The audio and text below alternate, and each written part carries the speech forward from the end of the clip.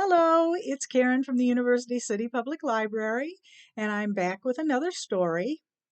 This is another Native American tale, and it is the story of Chief Tenderfeet. Now, Chief Tenderfeet was a young chief of a tribe, and he was much loved by the people of the village, and he was a good ruler of the village, but he had one big problem. He had, as his name said, tender feet.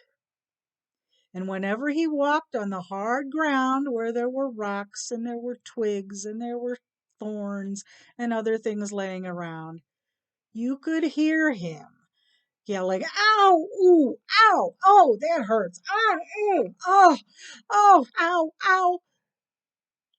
And the people were starting to laugh at him because of his tender feet.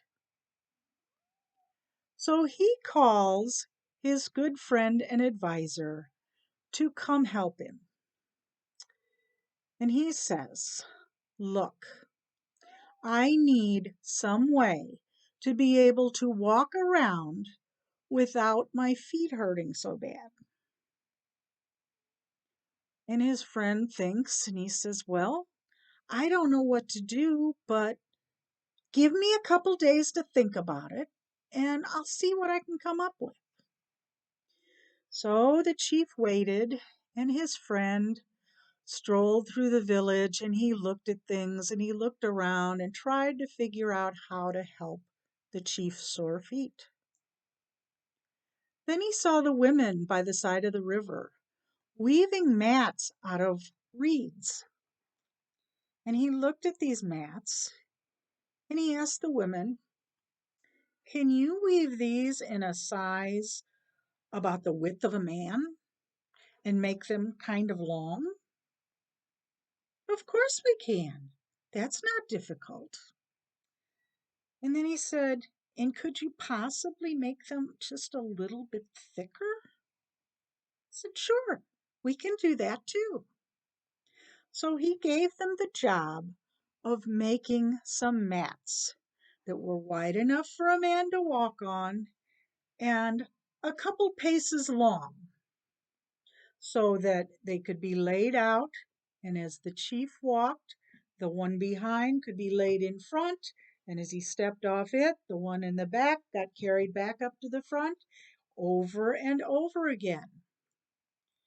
So as the women were making the mats, he went to some of the warriors and said, "I have a special job for you. This is to help the chief." And he tasked them with being the ones to lay the mats down and then move them as the chief walked through the village.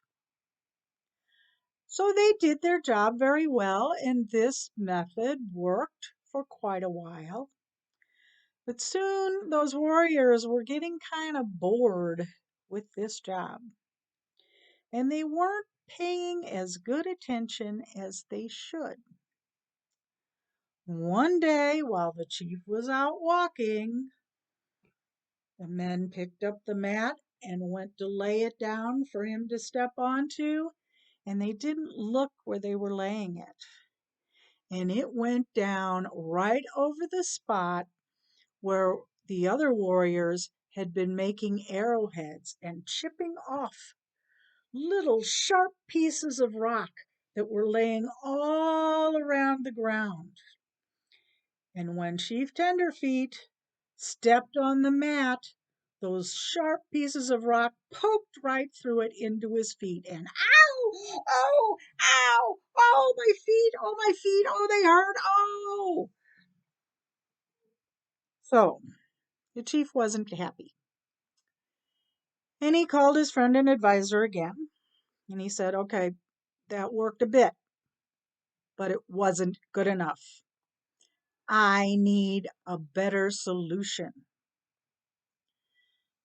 So his friend said, "Okay, well, let me think about it again and we'll see what we can do." And the chief said, "Nope, I'm fed up, and if you don't have a solution for me by the next full moon, then you will have to die. Well, the friend said, I guess I better find a good solution. And he went out in search of one. So once again, he strolled around the village trying to find a way to protect Chief Tenderfeet's feet. And he happened upon the women who were tanning the hides from the animals they killed. And he looked at this big elk hide that the women had prepared. And he had an idea. And he told the women, I'm going to need you to work on things as soon as we get more animals. So he went to the warriors and the hunters and he said, we need lots of deer and elk and bison. We need those for their skins so we can make something to help protect the chief. Oh, well, that was important. So the men went out and they hunted elk and bison and deer and they brought them back and they skinned them.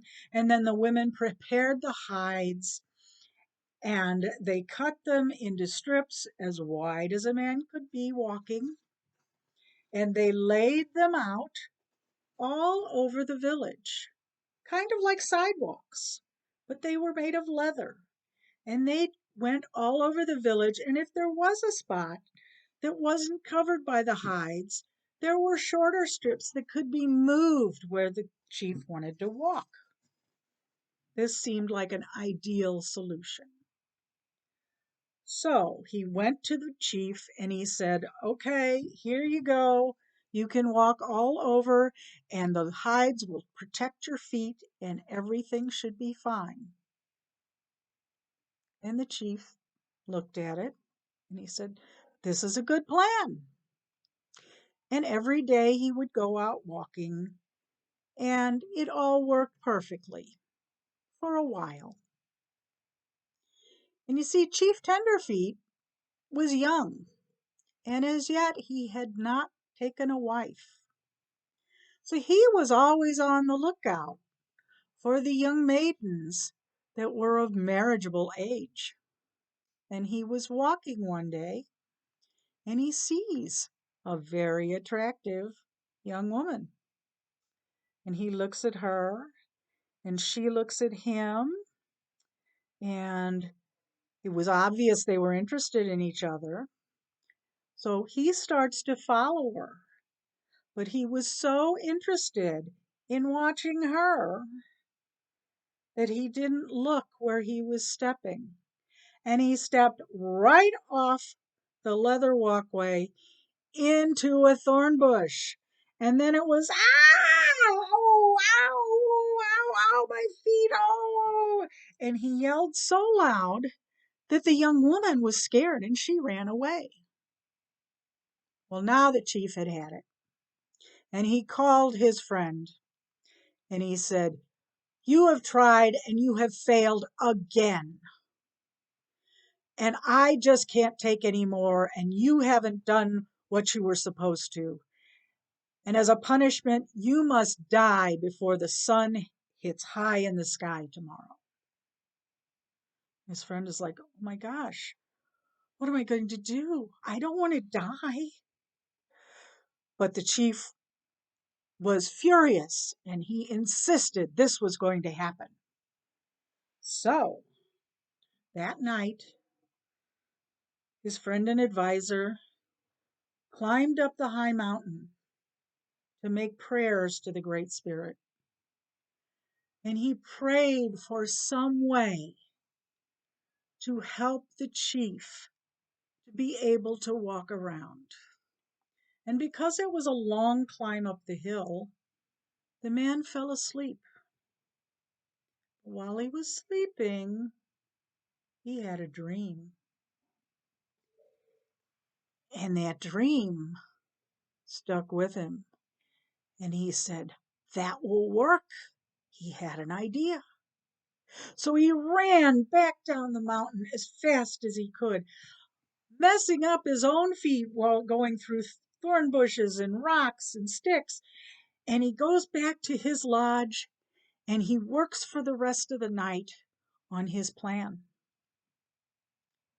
So the next day, the guards came to get him, to take him for his execution. And he came out of his lodge carrying a small bundle. And he followed the guards, and he was very calm and didn't seem the least bit worried. And when he got to the chief said, "I'm sorry to do this because you have been a good friend, but you have failed in your duty." And the friend said, "Wait, I have one thing to say to you. The Great Spirit gave me a vision, and this vision was to help you." And he knelt down in front of the chief, and he slipped something on each of the chief's feet. And the chief looked down, and they looked kind of like he had bear's feet because they were furry, but they were made of hide, and they didn't have the bear's claws, but they did look a lot like a bear's feet. And his friend says, "Now you should be able to walk wherever you want without hurting your feet." So Chief Tenderfeet took a few steps, and he walked over here, and he walked over there, and he looked at his feet again, and he said, "You know, I think you found the answer, and for that you will not die today." And that is the story of how the first moccasins came to be. The end.